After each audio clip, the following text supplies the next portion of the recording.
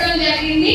దాని మీద కూడా ప్రైజెస్ చూసుకున్నట్లయితే మాక్సిమం 26 లక్షలు ఉన్నది 24.5 లక్షల వరకు, అంటే సుమారు 1.5 లక్షల వరకు మనకి బెనిఫిట్ వస్తుంది. సో ఇక్కడ ముందైతే మనకి ట్యాక్స్ లేదు కాబట్టి ఇవన్నీ కట్టాల్సి వచ్చేది. ఇందులో పాత జిఎస్టీలో ఎంత ఉండేది, కొత్త ఎంత అనేది ఒకసారి ఆలోచించి తీసుకోవాల్సిందిగా కోరుతున్నామండి.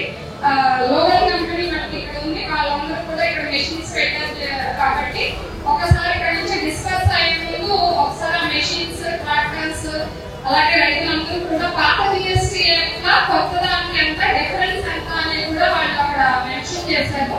ఒకసారి చూడవలసిందిగా కోరుతున్నాం.